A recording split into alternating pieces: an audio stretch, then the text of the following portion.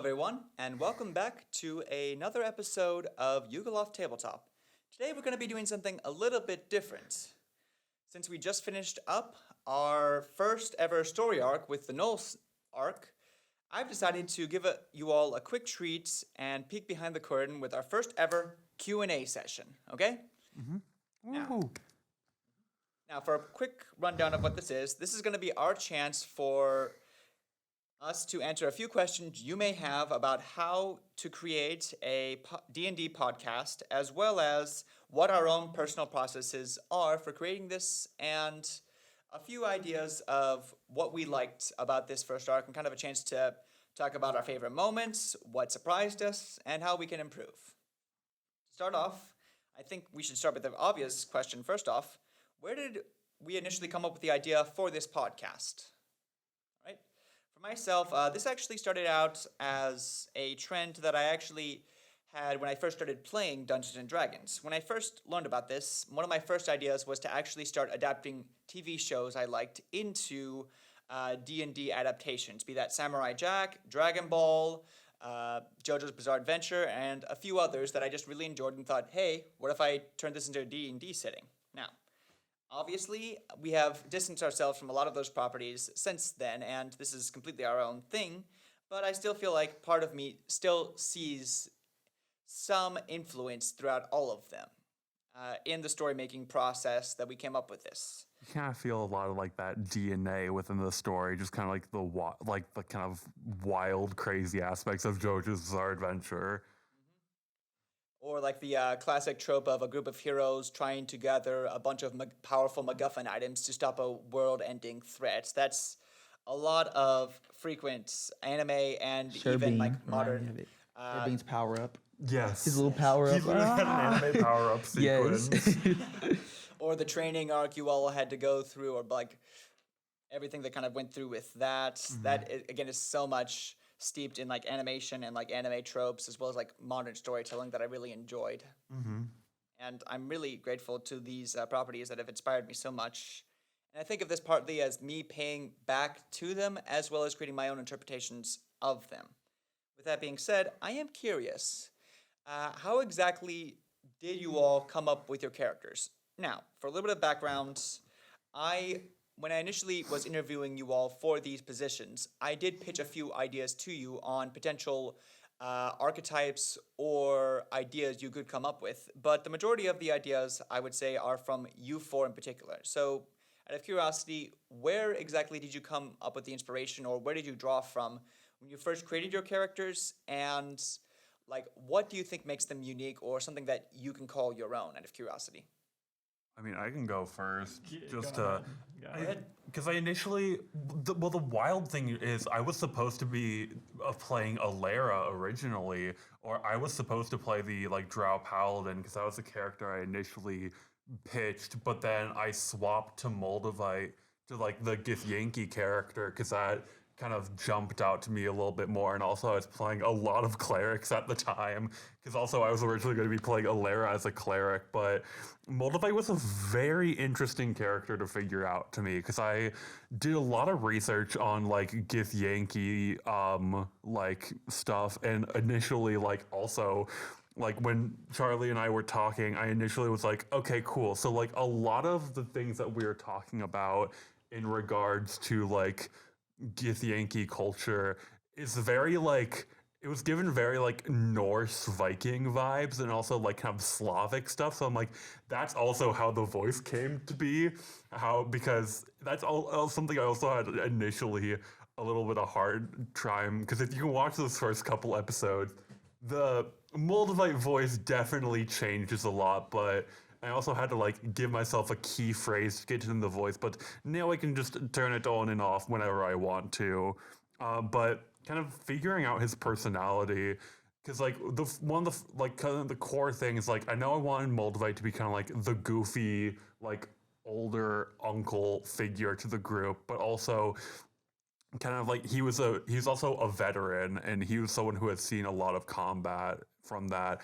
And so I literally took exact inspiration from my uncle, who is very much the goofy older like uncle veteran. So that's literally where I kind of got the vibes of how I wanted to play him was from my actual uncle.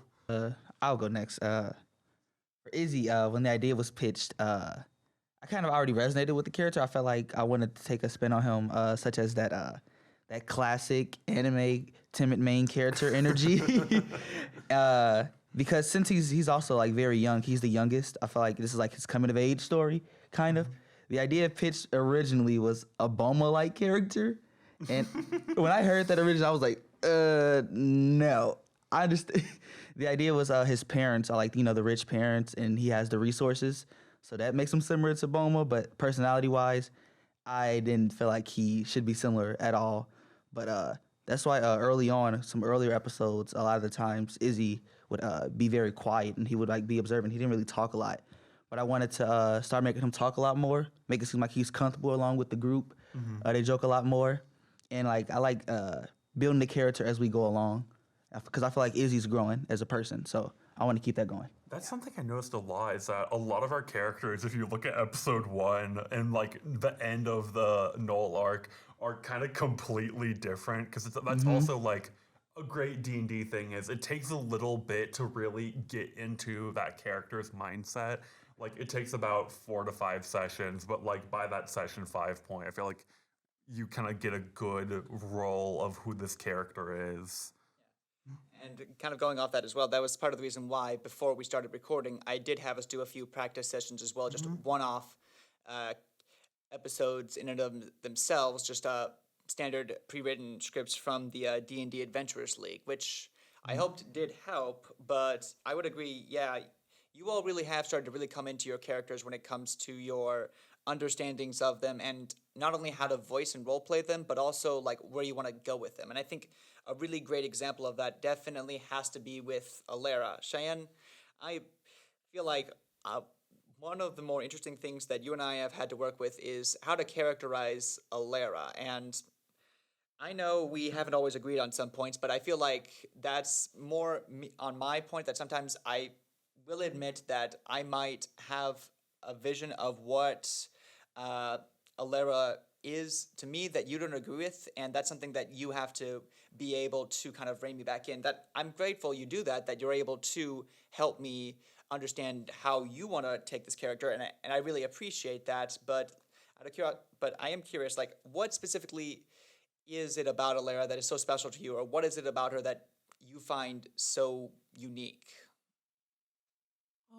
I think like I didn't know much about D&D coming in. Like I've seen like some things. I knew like Stranger Things and the D&D lore. from Same, that was me.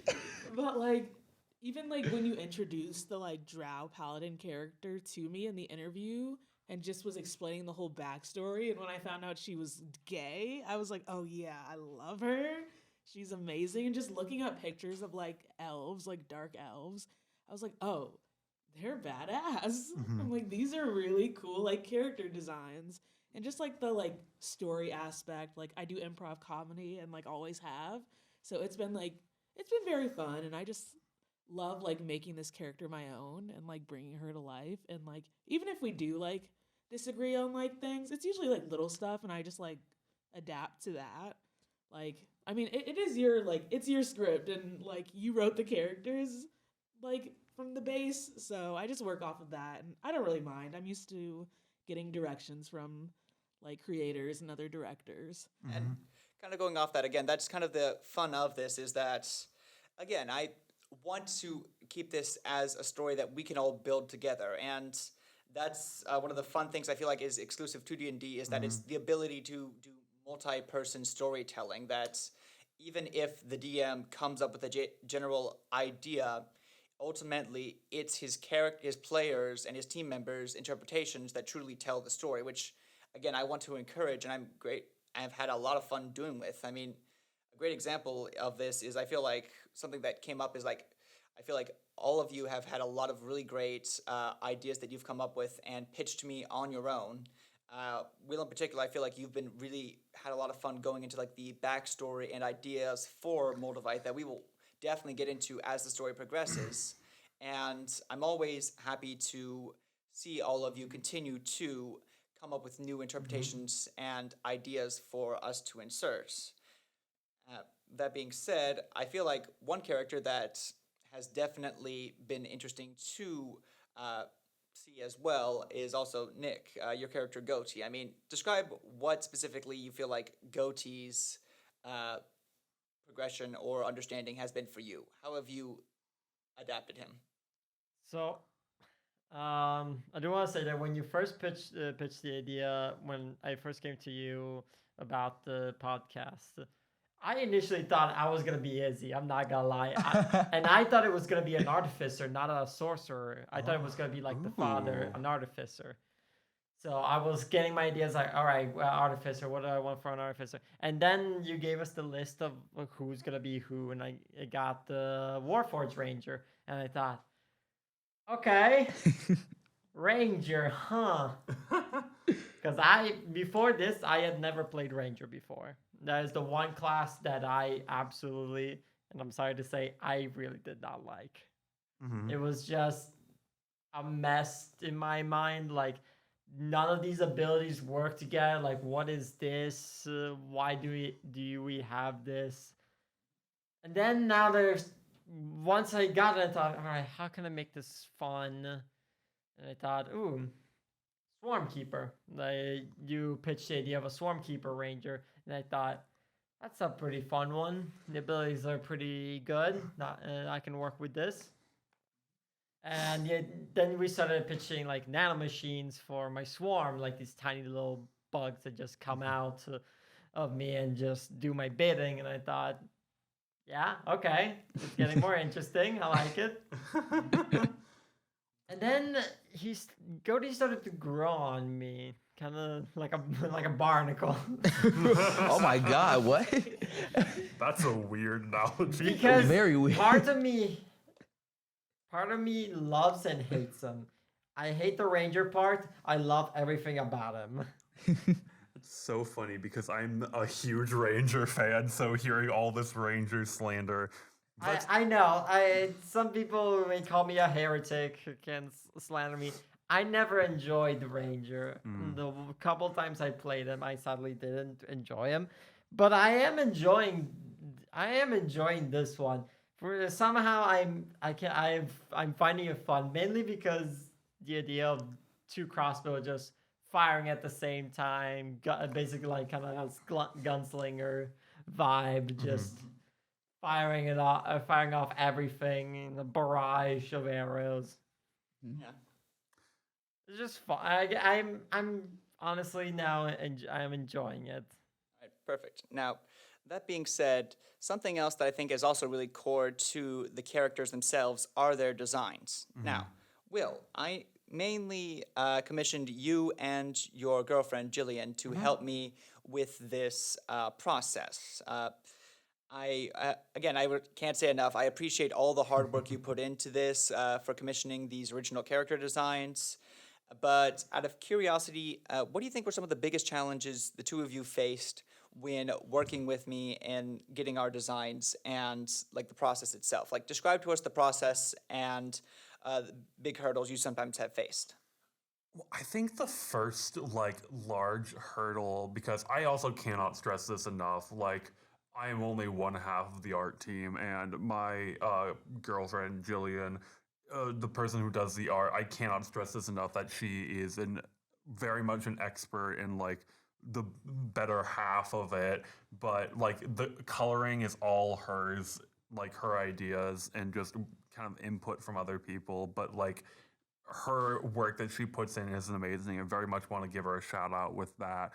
But I think one of the interesting things was designing the art style for the podcast, because you gave me a bunch of different like ideas and like kind of visual elements, and I think a couple of the ones that stuck out to me the most were like the Ralph Bakshi Lord of the Rings and like a couple of the other ones, but I very much wanted to have like a very sharp style, and like developing the look of the line art as like kind of the like very sharp lines, but also with like the little lines acting as the shading on it, and like that kind of bounding in the shading was really fun, just to kind of like develop that visual style, but also getting input, because of course everyone had their hero forges that they made as kind of a basis, but kind of like going over like what everyone's characters looked like and like trying to get that visual element in. Because I did Alara first. Alara was also the easiest because like that was a really easy one because I've played a lot of Drow, so I kind of get the vibe. I initially, the initial like Izzy sketch was a lot Oh my different God, because yes. like it was a lot different. But I honestly think because like you also gave like a second hero forge. I too. appreciate the whole process because Yeah. Izzy, and it was mainly on me. Yeah. Izzy's design. I was not really. This was very early on. I was not Yeah. really paying attention, and I saw the design, and I said, "Oh yeah, that's cool." Not knowing like a lot of stuff, like Izzy didn't even have a tail and stuff like that, and that was on my part. I didn't like showcase that, but then I came up with a lot of last second changes. But Will and Jillian really came through because they really could have said no, that was unacceptable. You took too long. Like no. But also, like, these are your characters, and I want them to look the way that they will look in your head.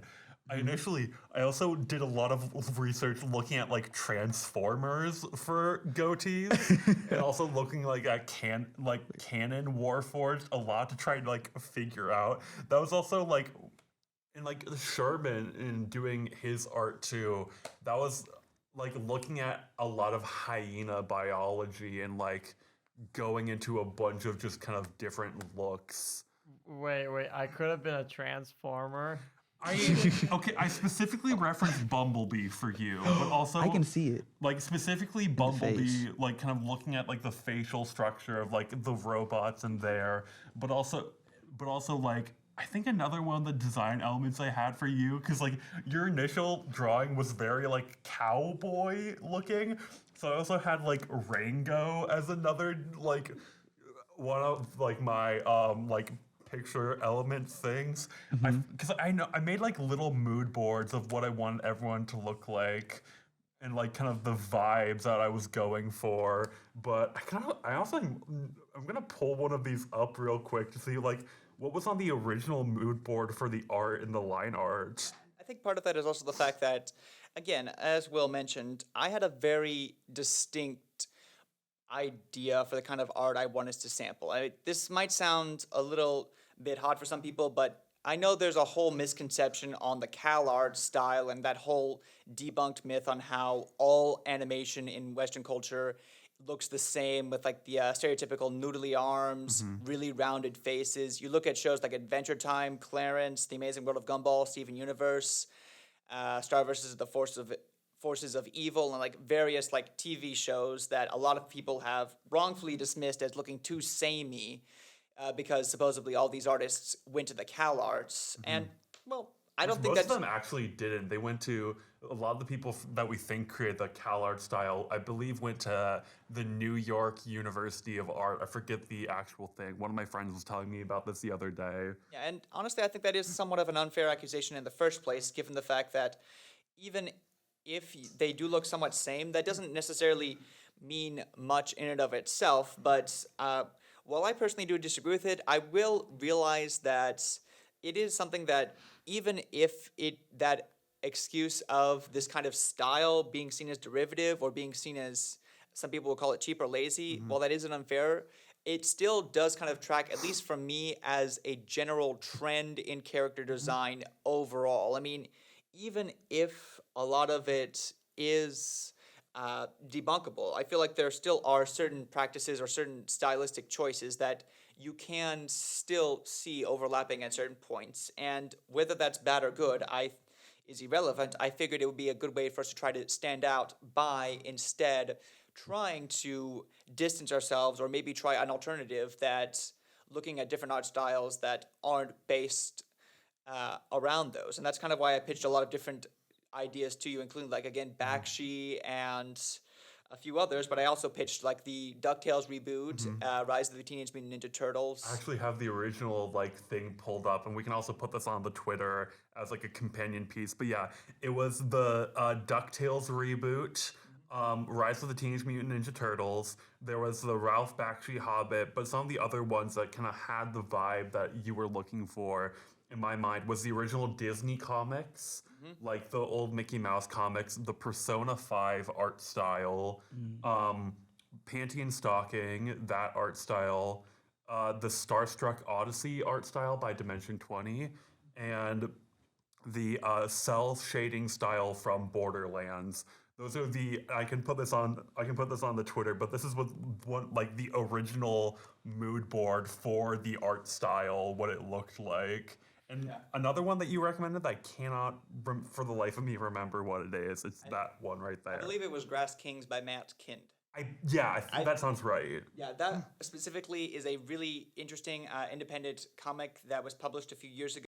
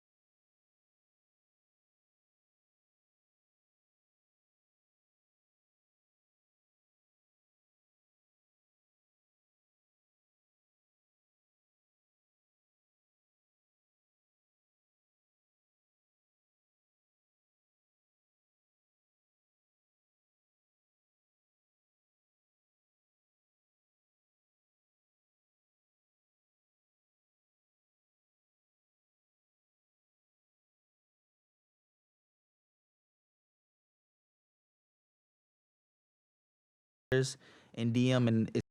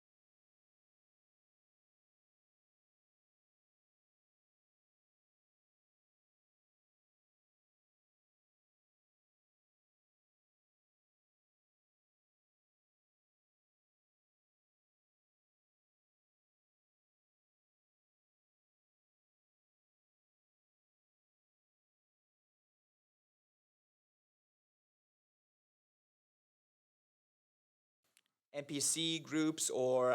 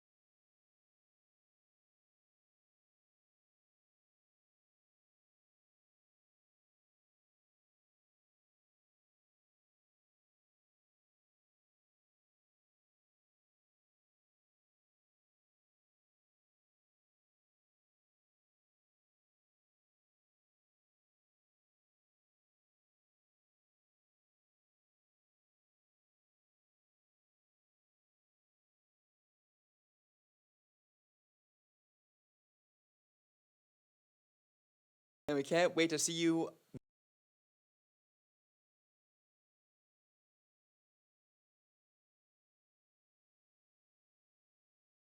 Hey everyone, it's Charlie here, just to give you a quick recap and reminder on our schedule for the next couple of weeks. Like I said, our next video is going to be the beginning of the P-Show arc and will come out on May 11th at 6 p.m. sharp. From there, we will be back to our regular scheduled program with a new episode of Yugoloth Tabletop on the 1st, 11th, and 21st of every month, respectively.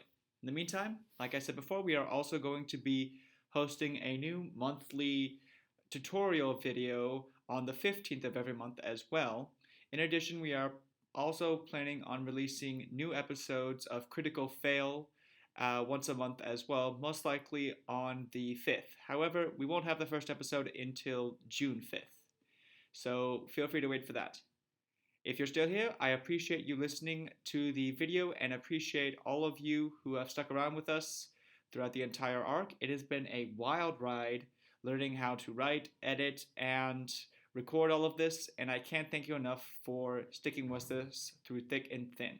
You really are the MVPs that keep this podcast going, and we appreciate each and every one of you. Thank you.